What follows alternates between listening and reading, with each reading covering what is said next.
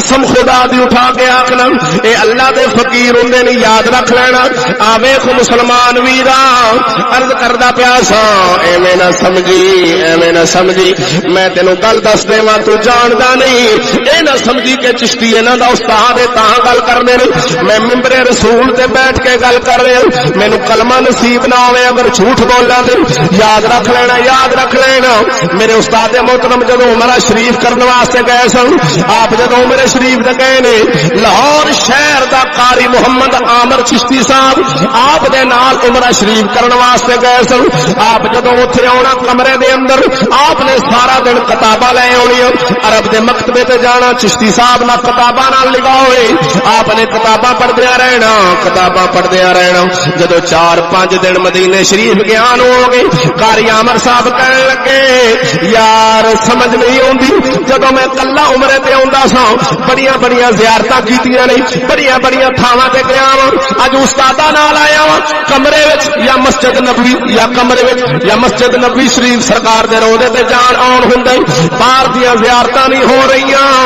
آکھدے نے میں دل وچ خیال کیتا بیان کے استاداں دے پیراں نوں تیل مل کے سو گیا آخدا میرے دل وچ خیال ایسی عید کی زیارتاں ہونیاں نہیں کیونکہ استاد سارا دن کتاباں پڑھدے رہندے نے آخدا میں ستا واں راتی خاص ستا واں دن دہاڑی خواب دے اندر ویکھیا کی حضرت ابو بکر صدیق تشریف لے آئے نے حضرت ابو بکر صدیق ایڈا وڈا امام ہے آپ نے ترے والا امام تے حضرت فاروق اعظم دوواں نے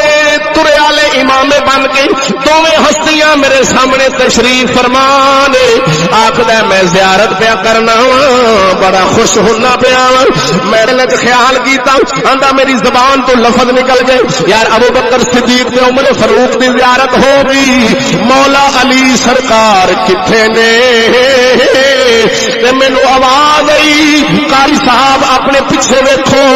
آندے نے میں پیچھے مڑ کے ویکھے تے مولا علی سرکار نے امامہ شریف بنے آپ پہاڑی دے اوتے انج تھوڑی دستار بن کے تشریف فرمانے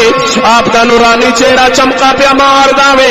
آندا میں مولا علی سرکار دی زیارت کرن لگ پے اونے دیر نو چشتی صاحب نے میرے گوٹھے پیر تے پھڑ کے ہلا دتا پیر دا گوٹھا پھڑ کے ہلایا آندے نے اٹھو قاری صاحب سرکار تے روزے تے چلیے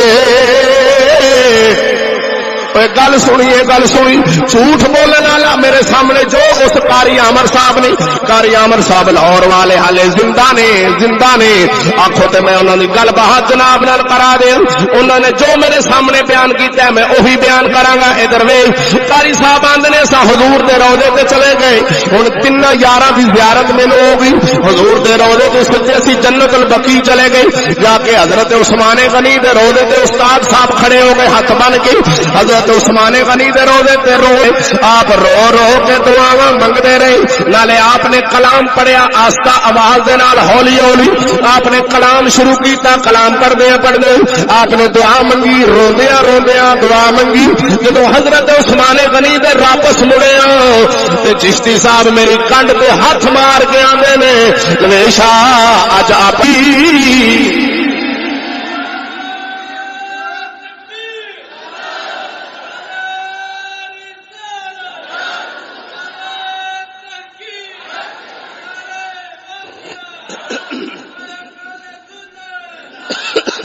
چلیا ایویں نہ سمجھیے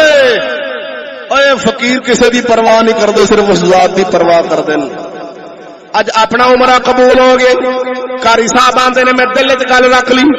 جدوں اب جنت البقیع تو باہر نکلے